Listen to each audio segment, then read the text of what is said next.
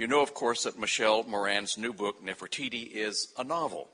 It is, however, a novel drawn from history, utilizing research into sources that we know and original ideas to give that history a vivid new life. Although it has been published for only a short time, it already has drawn a number of very good reviews. And incidentally, Diana Gabaldon, who knows what she reads, calls it compulsively readable. A nice bit of praise. Michelle Moran is a Californian native who received a degree in English literature from Pomona College. She spent several summers in Israel, where she worked as a volunteer archaeologist. She earned a master's degree from Claremont Graduate University. Her experiences traveling the world encouraged her interest in archaeological sites. And by the way, she was a public school teacher for 6 years before turning to historical fiction. Nefertiti is her first novel. I'm guessing it will certainly not be her last. Would you please join me in welcoming Michelle Moran?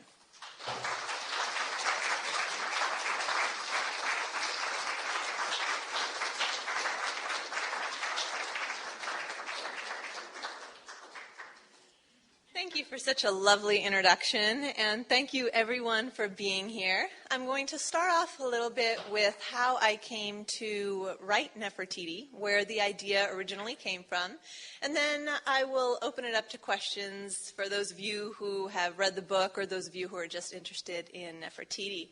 Can everyone hear me? Yes. Excellent. The idea for Nefertiti originally began with a trip to Israel. I was on an archaeological dig. I envisioned this archaeological dig as being something that would be exciting. I imagined myself in a cute fedora and shorts with a little brush, excavating perhaps all sorts of wonderful temples, kind of like Indiana Jones, but it didn't really turn out like that. When we got there, I discovered that archaeology is a lot more about using pickaxes than it is using little brushes that I carried with me from Home Depot. Apparently, you don't do so much brushing. That's left to the professionals. And people who are there for volunteer work, as I was, are really there to wield the pickaxe. So for several hours a day in the 115-degree heat, we did pickaxing. And you would dig down 6 feet by 6 feet. And when you come to something important, you hope you don't break it with the pickaxe, and you call over the real professionals who come and use their little brushes and dust it off and then unearth it. And of course, map its location. So when I was done with that experience, I decided that I was much more interested digging into history with a pen than I was with a pickaxe. But one of the things we unearthed while we were at this dig site was a small scarab, which showed that the Egyptians had traded with the Israelites. And this was very, very beautiful, made of a blue stone, and holding it in my hand was really a magical experience for me. There was a budding interest right there in Egyptology. And on my way home from Israel, I stopped in Berlin. And in Berlin, as you may know, they have the bust of Nefertiti. The bust of Nefertiti, a bust, if you don't know what that is a statue from someone's bust to, it happens to be her crown. And if you've ever seen her image, which is on the cover of the book, Crown did a fantastic job. The man who painted it was a man named Doug Fryer, and he did her in profile. If you ever get a chance to go to Berlin and actually see her bust, it's an amazingly beautiful piece of limestone. She is exquisitely done with her high cheekbones and her arching brows and a crown that sweeps off her forehead. Looking at her, you stand paralyzed, thinking, who was this woman? What did she do? What was her life like? And the bust itself has an interesting story in that it was excavated around 1912, 1913 by a German archaeologist. And when he found the bust in the city of Amarna, he brought it to the antiquities department. It was covered with mud. It was covered with dirt. And he said, are you interested in this? I said, nah, take it. And he brought it to Germany. And when it was cleaned off and later unveiled at an exhibition, it became a huge draw. It was a centerpiece of the Berlin exhibition. And Egypt decided, I think we made a mistake. We want that back. But by that time, it had become a favorite piece a few years later. It had become a favorite piece of Adolf Hitler, who wanted to use it as a centerpiece of his own museum. So he denied the request to return it to Egypt, and since then it's stayed in Berlin, and today is the centerpiece of its own museum, actually as Hitler envisioned it one day would be. She is truly spectacular to behold, as I was saying, and she was unearthed in the city of Amarna. Why was she unearthed there? How did she come to be someone who was depicted all over the walls? It really started with who she was married to. When she was a young girl, it's believed that she was the daughter of the Vizier I, who was the brother to the queen. And Vizier I brought her to the court of Thebes and married her to Prince Amunhotep, who was later to change his name to Akhenaten. And Amunhotep believed or decided to erase the gods of Egypt and put a new god in their place. And this god he called Aten.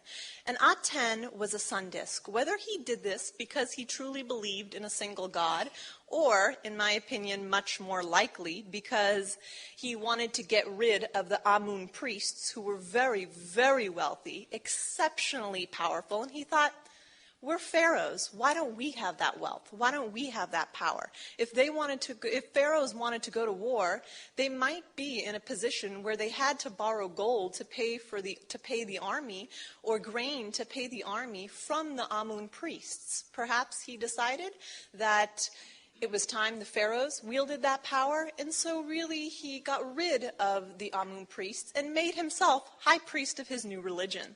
When Nefertiti married him, she thought, this is perhaps interesting.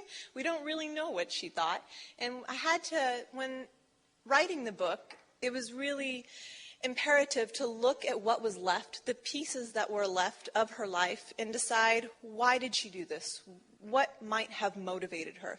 There's no way that I could know what 100% motivated her, maybe not even 50%, but looking at what she left behind, and I'll get to that, I decided that she needed to follow what her husband was doing, because if she didn't, there were many other harem wives who would say, what you're doing is wonderful, honey, keep going, and he'd turn to them for support. She knew that if she was a backbone for him, if she was one of his greatest supporters, he would keep her by his side. And in fact, there is evidence to believe that she did indeed come to be a pharaoh in her own right and co-regent. So she persuaded him to keep going.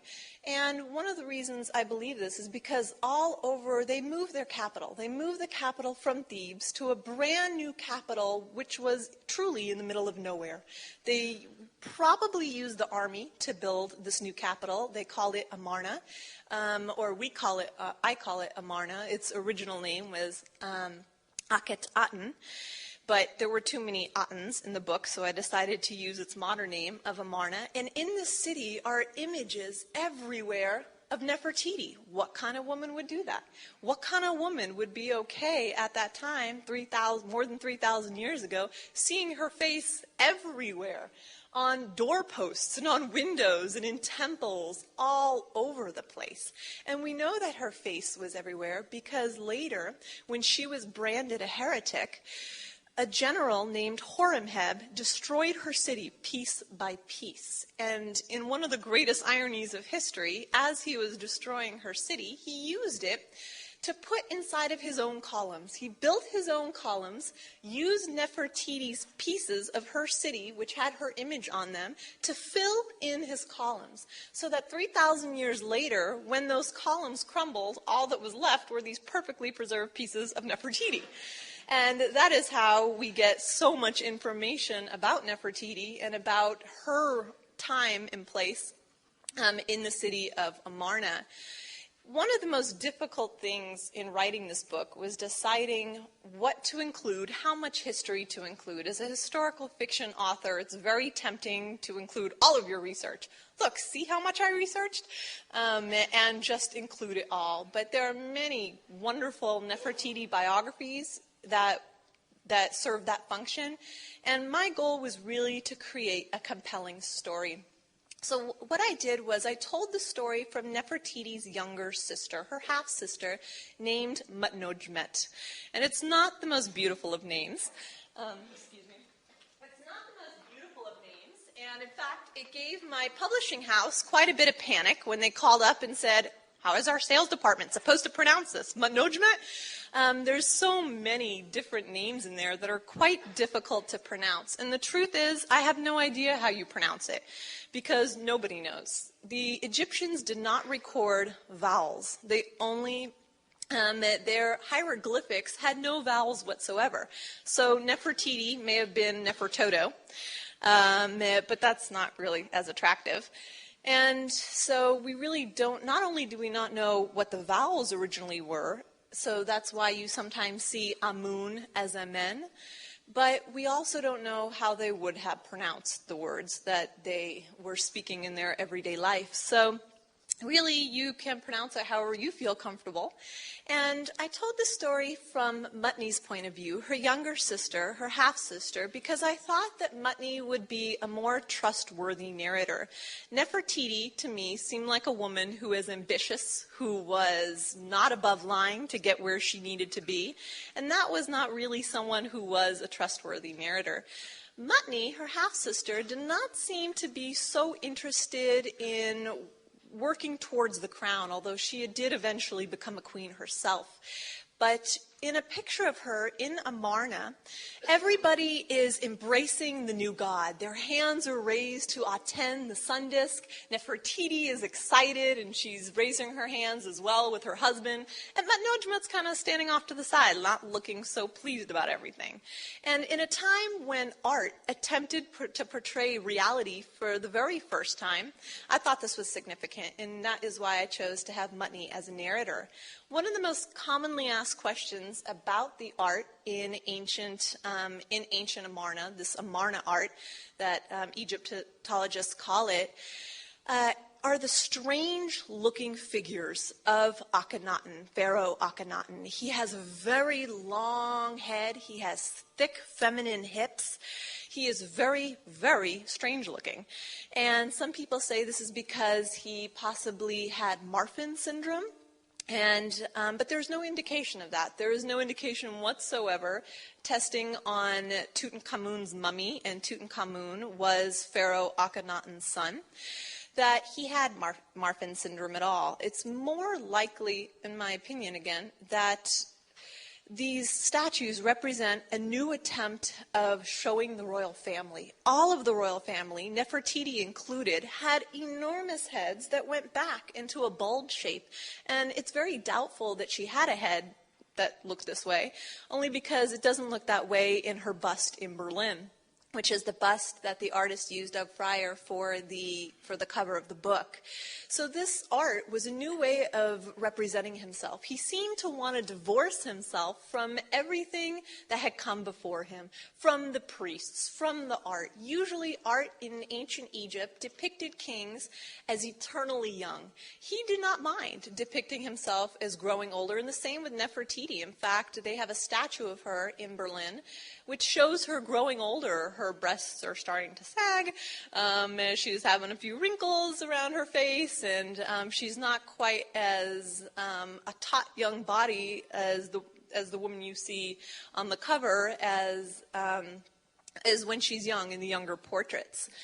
And that's probably the most often question that I get asked. Others are, why didn't you include some of the other characters that we know existed at that time? For example, we know that Mutnojmet kept court with two dwarves, but they just did not make it into the story. The story was about 150 pages longer than you see before you, but not everything can fit, and especially not in a debut novel. When you're a novelist, publishers are very careful in what they publish, how they publish a debut novelist. If the book is very, very long, they're taking a big risk, because that means there is more, it costs more to print. And so they had me trim it a little bit, and really not every character could fit, and also not every historical fact. There are some wonderful historical facts that didn't get included. For example, Nefertiti had her daughter had her own perfume line. And you can imagine Nefertiti and her daughter kind of being an ancient day celebrity. She was the Paris Hilton, Jennifer Lopez of her time, with her own sense of style. The women all followed her sense of style. And stylistically, one of the most surprising things that she did, which is also included in the novel, is shave off her hair. While many women did shave off their hair because fleas were so rampant and nits were so rampant in the hair, hence the phrase nitpicking, they shaved off their hair and wore instead wigs. Many, many women wore wigs. If you were wealthy, it would be a wig of human hair. If you were not wealthy, it would be a wig many times of animal hair. Sometimes you would shave off the hair of a slave girl, a young Egyptian slave girl, and use that for your own hair if you were extremely wealthy as royalty. And Nefertiti completely shaved off her hair and wore the very, very tight-fitting crown that she is known for. Really, the first time that a woman had worn such a crown as power. And you can imagine when she came, although it does have some close associations to crowns in Southern Africa at that time. But she was the first queen to do that. And there are indications that when she became co-regent, you can imagine the surprise when she first came out in that crown. What did it mean? Did she mean that she had more power? People were used to the crowns that the pharaohs had. You had the Nemes crown, which you are familiar with Tutankhamun, with the gold and blue stripes. And you had these crowns that people knew what they meant. This was the crown of war. This was the crown for the audience chamber. And so when she came out in it, it must have been really very, very surprising indeed. One of the most wonderful things, one of the greatest fun for me to research were the cosmetics and the beauty, the instruments of beauty that the Egyptians used. You, of course, know that they used kohl for around their eyes, K-O-H-L, and they used it to line the eyes. And one of the reasons that they did this was because in the great glare of the Egyptian sun burning down on the sand, it would not hurt your eyes as much if you were wearing kohl. They've also had rouge that they used for their lips and henna that they used to decorate for their nails. They did have, if you were extremely wealthy, again, if you were living in the palace, you would not be surprised to find razors or mirrors that were made of polished brass or bronze. And maybe in your shower room, you might not be surprised to find a limestone tray or a limestone shower tray, or even toilet bowl, although they wouldn't flush like they did today. And so really more advanced than most people can imagine ancient Egypt to be. I don't know if anyone has any questions about ancient Egypt or the book itself or Nefertiti's life. Anyone? Uh-huh. You mentioned their son, Nefertiti's son. Yes. They had some sort of disease. That Akhenaten may have had Marfan syndrome. Marfan syndrome is when somebody grows very, very tall and their arms are disproportionately long. Many people with Marfan syndrome suffer heart ailments. And people who've had Marfan syndrome, they believe, are people like Abraham Lincoln, some NBA basketball players, very, very tall, very long arms. A person with Marfan syndrome, their arms would not be proportional to their body. Many times their hands would be longer than their knees. And people with Marfan syndrome may, not all the time, but may live a shorter life than other people. We've never discovered, not me, being Egyptologists and archaeologists, I've never discovered Akhenaten's body, which is why I felt confident in ending the book the way I did. And some other questions that I've received, actually not in person but online, was how much of the book is fiction versus how much is fact? I try to stay as factual as possible with the main events. For example, we know that there was plague, and very likely Black Plague, and National Geographic, in fact, did an article about how the Black Plague may have originated in ancient Egypt, and that there was plague that the Hittites brought down from the north that came into Egypt around the time at the end of Akhenaten's reign. At the end of Akhenaten's reign, you have a sudden disappearance of half of the royal family. They just disappear. It could have been something like malaria, which has been responsible for the most deaths in the world. But it could also have been the Black Plague. Other things that are fact versus fiction, of course, the personalities are fiction. There's really no knowing how Nefertiti was, really what her relationship with her sister was like. That was something that I guessed based on the fragments from the Amarna period. And other things that are factual, some of the pieces of jewelry that you see, the crowns that they wear, and certainly the palace descriptions. The tiles on the floor, when I describe the colors of the tiles on the floor in Amarna, those are in fact the colors of the tiles on the floor in Amarna. Many of those tiles, many pieces from Amarna exist in all sorts of museums today. For example, the Berlin Museum and the Met in New York. These pieces have gone all over the world. And today, Egypt has asked, once again, recently, a couple of months ago, they've asked for the return of Nefertiti's bust. And Berlin has said no. And Egypt said, well, that's fine. Then it's war. It's archaeological war. And she has now become a modern-day Helen of Troy. They said, you don't want to return her? We're not going to allow any of your museums. We're not going to lend them any pieces from Egypt. And we're not going to be allowing German excavators to excavate in Egypt. So we don't know how far they're going to carry those threats, or if indeed that's going to happen, or whether Germany is going to return the bust. But the bust is there, and it looks like it's staying there for a very long time. Anyone else? In your introduction, it was stated that you traveled to Israel.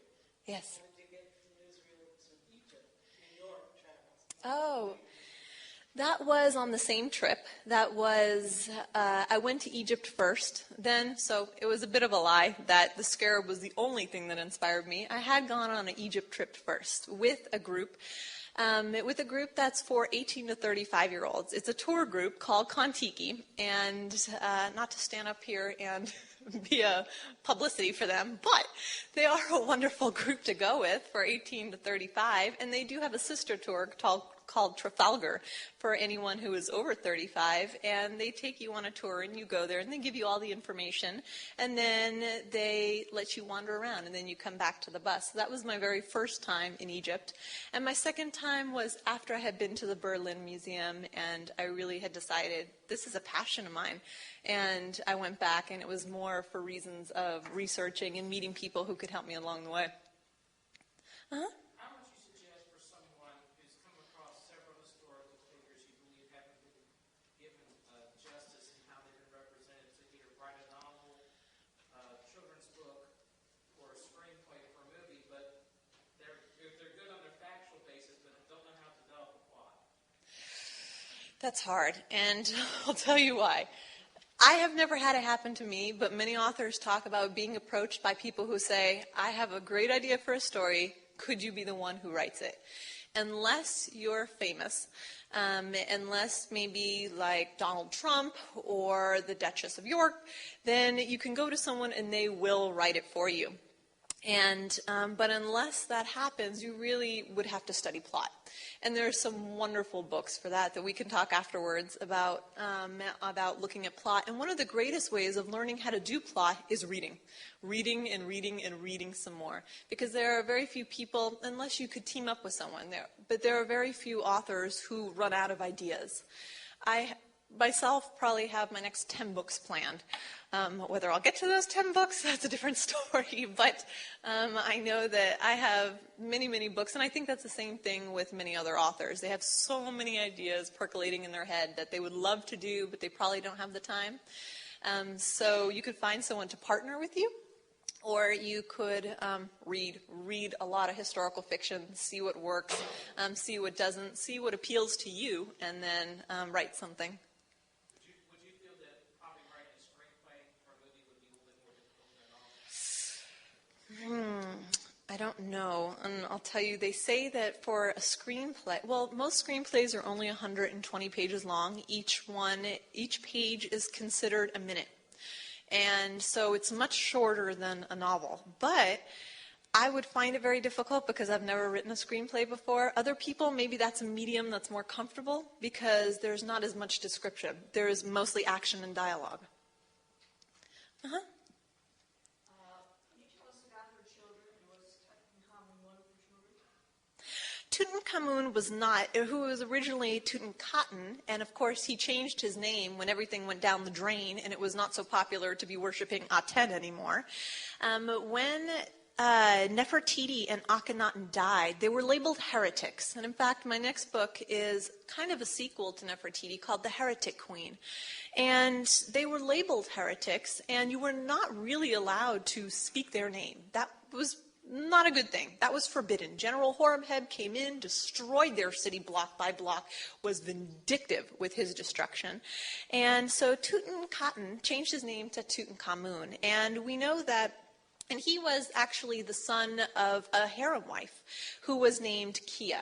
And this woman was someone that Egyptologists believe was someone that Nefertiti wanted to oust. And maybe this is one of the reasons that she supported what Akhenaten did, the overturning of Egypt's gods and going as far as he did, erasing everything and basically becoming God himself.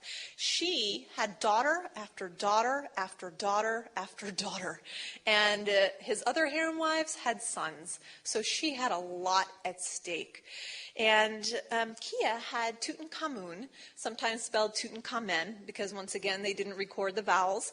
And Tutankhamun, only lived till about 19 years old. He died of an infection in his leg. His mummy has recently been scanned. There have been books which have debated, was he murdered? And he was not murdered. The most recent CAT scan indicates that he died of an infection in a broken leg, perhaps from a chariot accident, perhaps from a fall from a chariot. But he did not live long.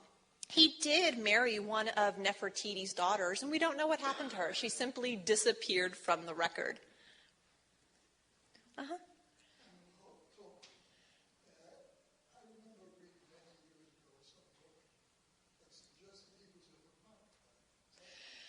There have been suggestions not only that Amunhotep, also known as Akhenaten, I know that's confusing, but if you think of it this way, Amun or Amen was the god, and he didn't want to be associated with Amun or Amen, so he changed his name to Akhenaten.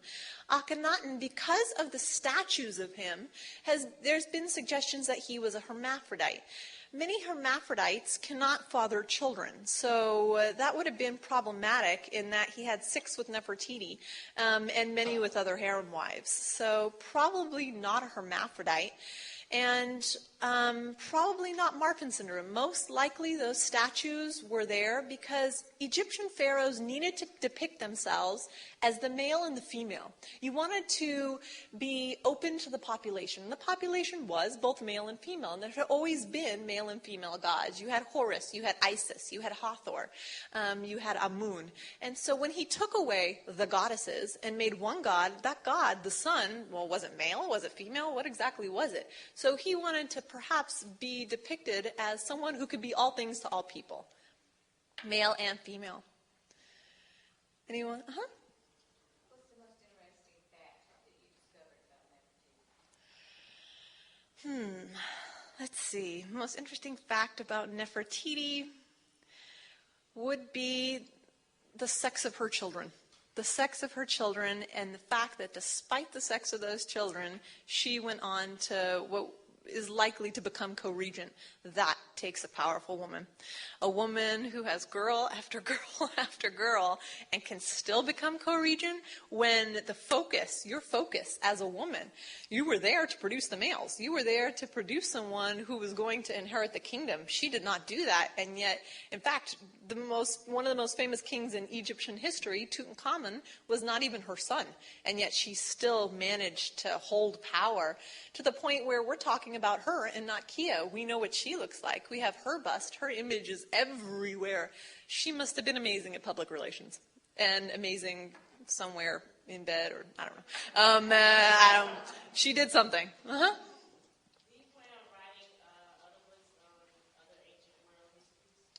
Yes. My sequel, The Heretic Queen, will be about Mutni's daughter. So Mutni is the narrator of Nefertiti, and her daughter will be, according to the novel, Nefertari, who marries Ramses the Great. And then once that novel is finished, I just signed a contract for Cleopatra's daughter. And that, to me, is an absolutely amazing story that few people have been open to, and that is that Cleopatra's children were not killed by Augustus. When Augustus came in and took over Egypt, and when he did that, that was the end of Egypt. There were no more pharaohs. Cleopatra was the end of the pharaonic line.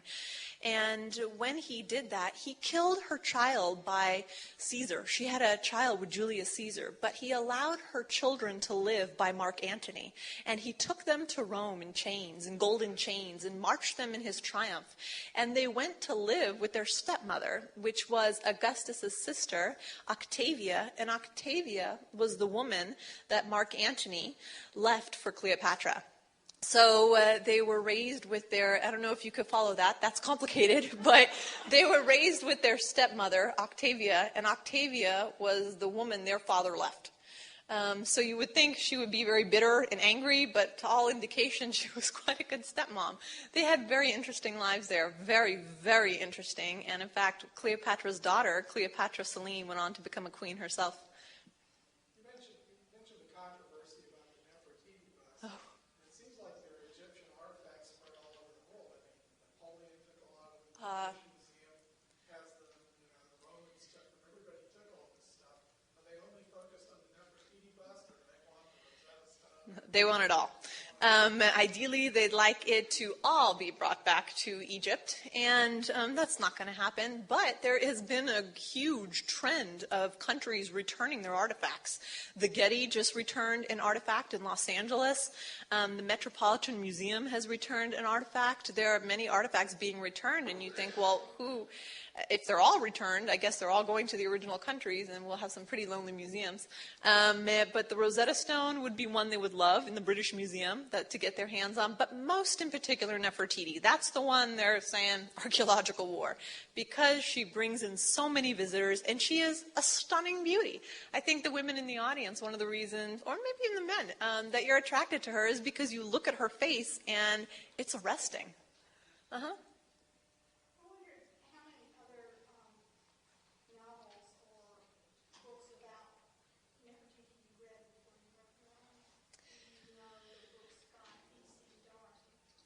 You know what? I never read other Egyptian books before I wrote my own, and that was a conscious decision because I did not want to subconsciously take anything from those novels. I didn't want to start thinking to myself, oh, but the other authors wrote it this way. Maybe I should do that. So I tried to stay away from historical fiction on ancient Egypt. After the fact, when I'm done with Heretic Queen, then I would love to read his books. And I would love to, I know the Egyptian is out there, but really I stuck to biographies because I didn't want to change my writing style, and I didn't want to become fearful.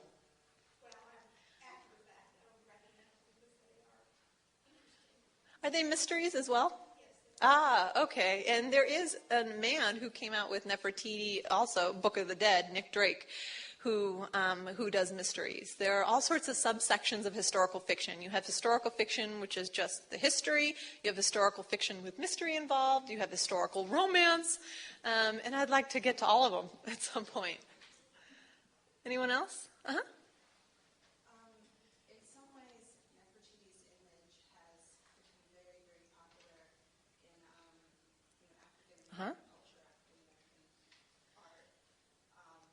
Can you talk a little bit about that and just how her image is basically able to, I guess, transcend different cultures? I haven't read the book, so I don't know if you address ethnicity in the book, but that's...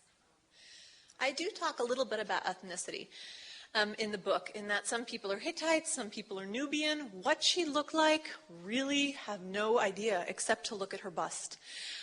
Ancient Egypt was exceptionally diverse. You have people who, according to DNA tests that they've done on mummies, and right now DNA tests on mummies in Egypt is forbidden.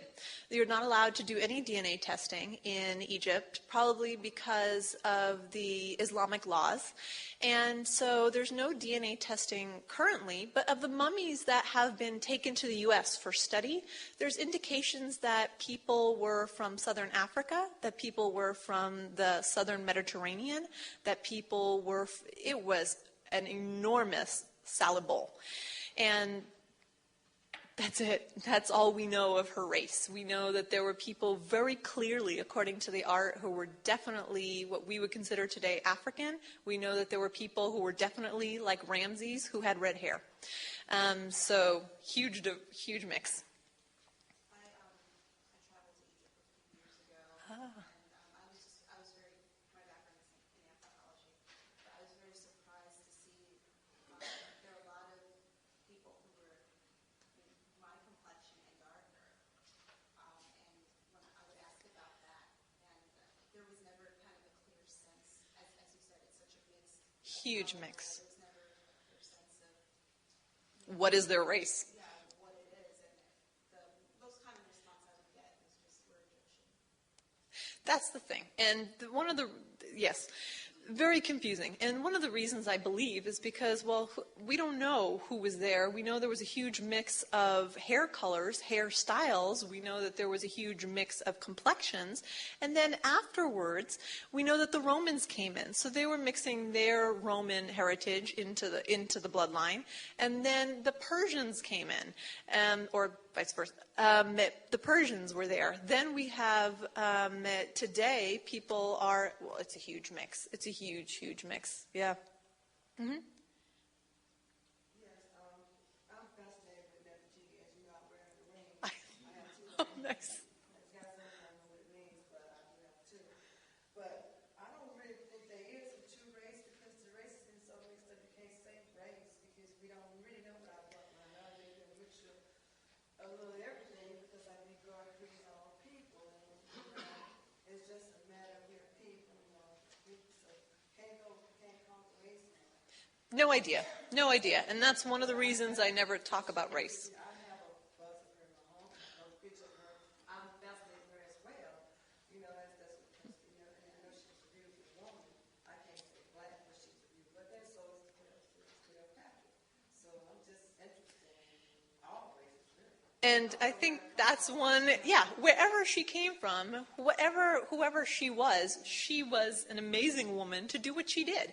And that is to oust an entire harem of women and say, I'm here. I'm the one who's going to have my image all over the city. I'm the one who you're going to be talking about 3,500 years from now. Yeah. While you were in Egypt, and not pertaining particularly to the book, but what have you come across as far as how Egyptian culture has influenced other ancient cultures, like the fact that the Ankh, which is the original where the cross was derived from, being a hieroglyphic, and the pharaohs were buried with it, they represented eternal life, and also the possibility that some Egyptians went with the Hebrews when they came out of slavery and possibly brought the cult of worshiping Yahweh and changing the worshiping the Hebrews god of El and Asherah to the Yahweh. Oh, that's a loaded question. Well, there are many, in fact, I address a lot of that in my second book, The Heretic Queen, because The Heretic Queen deals with Nefertari, and she's married to Ramses II, who many people believe was the pharaoh under whom the Hebrews left. And the problem with that is that outside of the Bible, we have no evidence that the Hebrews left. We have no evidence of Moses. Moses could be an Egyptian name, meaning son of Amosis. I do have a man in my second novel called Amosis because I didn't feel comfortable dealing with a subject as big as Moses. I don't know who he was. There's no archaeological evidence for him, and I didn't want to take on such a huge, something as big as that and so full of possible dynamite. But there are many, many different stories that come out of ancient Egypt that could have influenced the Bible, that could have influenced the world as we see it. We know that there was a very ancient story. Again, this is in the Heretic Queen, of a priestess, a Babylonian priestess, taking her young son and putting him in a reed basket and sailing him down the river, and that the river god got a hold of him and raised him. And there were other stories as well out of Babylon, and one Babylonian myth goes that a king, Sargon, he went up a mountain, and he was, and this predates the biblical Moses by over 1,000 years. That he went up a mountain and got these Babylonian codes of law and came back down and delivered them to his people. What came first? I'm not going there. I come to the same conclusion when I found out that the Egyptians were having passion plays and celebrating Eucharist with Osiris 2,500 years before. Yes, and as you point out, you have the Ankh, which some people call the original cross. I'm not going, very interesting stuff to research. Yes. You've done a lot of original research. How much cooperation or lack thereof did you find from the Egyptian government or where organization? I didn't go through the Egyptian government because I had archaeological contacts through my time in Israel. So the people in Israel were able to give me information about people that I could contact in Egypt. And those Egyptologists were very, very kind, taking me around to the museums, to the library, showing me places that might not otherwise be accessible to tourists. And I did keep in contact with many of those Egyptologists, some from the University of Chicago, others from UCLA, that were very helpful when I had questions, when I was stumbling on something. I wanted it to be as accurate as possible. So when the book talks about Mutney's herb gardens and the things that she grew and how she used them for medicine, those could all be factual. They all existed. Things that you watch out for are slips. For example, there were no camels in ancient Egypt. So you wouldn't want to have a camel in your novel. That would be bad. And you just have to be careful, even when you're talking about what she's looking out and seeing. Were there dunes there? Were there really those kind of flowers? Was there lavender? Was there these different flowers that I talk about? And that all creates an atmosphere of trust for the reader. It should create an atmosphere of trust to know that what they're reading could really have happened. Could you tell us about whatever books you found that were particularly helpful? And I'm thinking of those dealing with biographies of Nefertiti or perhaps historical studies of the 18th dynasty. There are two wonderful biographies of Nefertiti by Joyce Tildelzy and also by Dr. Joanne Fletcher. Dr. Joanne Fletcher is a controversial woman in that she wrote a book on Nefertiti. She went into Egypt and she discussed finding Nefertiti's mummy, but no one's really sure if that was Nefertiti's mummy or not. She went in there and she brought the Discovery Channel and she made this announcement without telling the Egyptian government first. And in archaeology, that's a big no. So when she did that and they discovered that she had made this announcement without telling people first, they got very, very angry, and there was all sorts of hoopla and people saying, no, it's not her mummy, that she's not correct. And really, I don't know if she's correct or not, but she makes a very, very interesting case, and she wrote a wonderful, in my opinion, biography. And even if you don't believe her biography, at least the chapters dealing with Nefertiti's mummy, the facts about Nefertiti and her life are really, really interesting. She has a part where she argues why it's likely that Nefertiti had a co-regency with Pharaoh Akhenaten, and why she believes Nefertiti outlived Pharaoh Akhenaten. And that's Dr. Joanne Fletcher, The Search for Nefertiti. In your research, did you find, I'm not sure if you used some of the Medu-Neter, the ancient Egyptian language, or did you mainly use hieroglyphics? You know what? I didn't use either in the book because it would have been very, very difficult for the printers to print. And I meant in researching. I know that if you Oh. go through the translations from Medu-Neter, things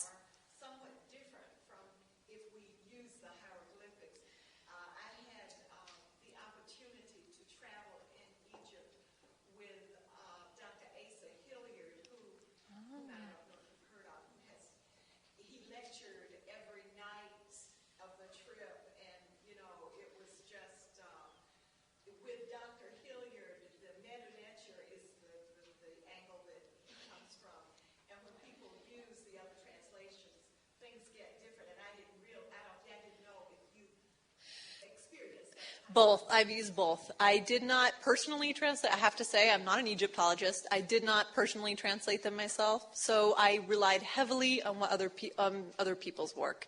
And that is an amazing experience. If any one of you can have the opportunity to go on a trip with an Egyptologist or an archaeologist somewhere, there's no comparing it. In fact, my husband and I just booked a trip for this summer to Greece and Turkey with an archaeologist. And for me, for Greece and Turkey, I wouldn't do it any other way because Turkey is one of the richest has some of the richest archaeological sites in the world, and of course Greece. But I'm sure that was an amazing experience. Uh-huh.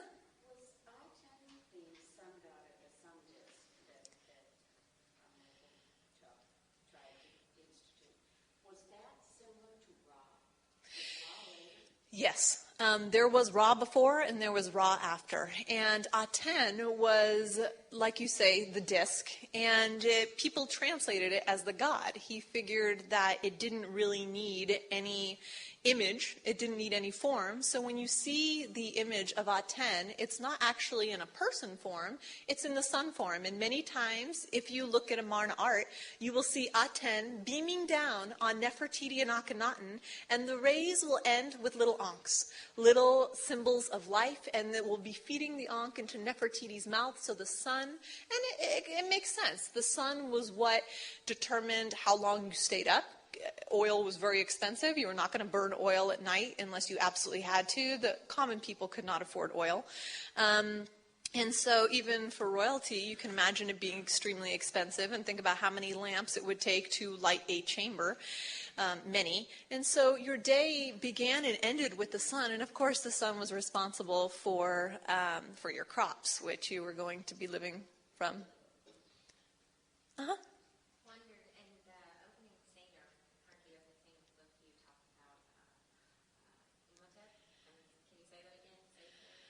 Amunhotep, yes. Anyway, do you have your own theories about what he and his brother discussed? I don't think there was much discussion. I think it was more of smothering. Maybe death. Please don't. But that is something, actually, to be honest, that I made up. I really don't know if he killed his brother. But his brother died suddenly, and everybody was very, very sad. And here we have this young man who was not raised in Thebes. He was raised in Memphis and far, far away, brought in, totally unprepared to be a prince, or to be a pharaoh, to be a co-regent, brought in, and it doesn't seem like his father was too happy with that. And so I decided maybe something happened. Maybe he was hurt in war. They were often leading their chariots in battle. And maybe he hastened his death. It would fit, in my opinion, with his character. This is a man who was either he had either had a wonderful vision or was a lunatic. Or was there's a third option, or was extremely good at knowing how to funnel the power in his direction. Actually, I think the third is more likely. He knew what to do in order to funnel power to where he was. He needed to get rid of the priests. He needed to get rid of certain people. He did that and didn't have a problem. Uh-huh. I know this might show my ignorance a little bit, but I kind of got my attention when you were saying that she was, Nefertiti was ousted or whatever because she was basically a heretic. I was under the impression sometimes it's like Egypt, everything they had so many gods. What was the one god that she left out that somebody else didn't? I see your point. What it was that she got, yes. Most of the time, you're labeled a heretic because you're believing in other gods. This time, it was because she got rid of the other gods. She got rid of all their gods and replaced them with one. And here these people were. They had been worshiping these gods and goddesses for 1,000 years. They're saying, what happened to Isis? Where's my temple of Isis? Who's going to help me through childbirth? If I need if I need the hippopotamus god of childbirth, or if I need these other people, who's going to help me? They look at Aten and they see a sun. That's not a human. How do you associate with something that's not human if you're an ancient Egyptian? And so they called Akhenaten the heretic king, the man who dared to erase our gods. And then when they brought the gods back, there was great rejoicing. And the truth of the matter is, he didn't succeed in erasing all the gods and goddesses. There are all sorts of indications in the ancient city of Amarna that people were secretly worshiping their gods and goddesses. There was no way he could shut down all of the other temples, the big temples, but he could not possibly eradicate all of the small shrines. Okay, 2 more. How long did it take for people to realize that? Oh, 0 questions. No. Because the other pharaohs tried to erase their history of its existence because of the heresy. How long did it take for Egyptologists to find out he existed? And then he's taken out the historical record? Likely 1912. It took over 3,000 years. They were General Horemheb, and the other Egyptians were very successful in erasing their reign. In fact, they erased their years off of the columns as if they never even reigned at all. They just disappeared. And of course, the commoners knew, the people knew, but then as the generations go on, you forget. 100 years pass, 200 years pass, 500 years pass, who remembers? Maybe a whisper of a name, Nefertiti. Who was she? What was she? I don't know. No records of her. And then we have a man, an archaeologist, a German archaeologist, discovering her and rediscovering an entire city that had been built in the desert, which we today call Amarna, that people had not known about. Really amazing. They discovered her bust in a workshop and then continued on these discoveries. And one more. Anyone else? Can you clarify, because you were saying how the pronunciation was, you didn't know exactly how to pronounce it. I don't know if this is erroneous, but I read that Nefertiti and Nefertiri are actually the same person. Is this just a different pronunciation, or are they?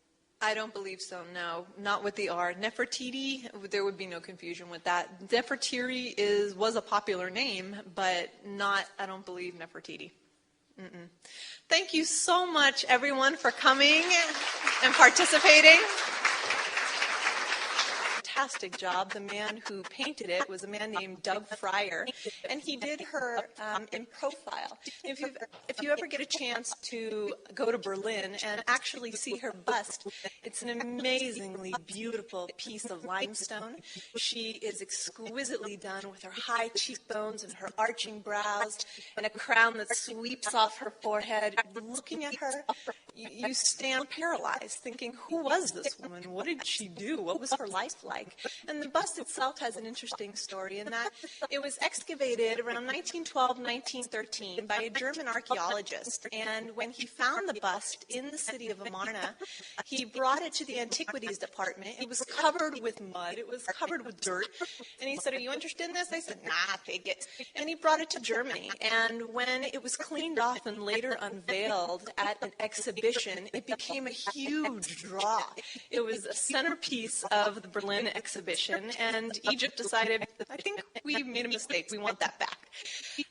But by that time, it had become a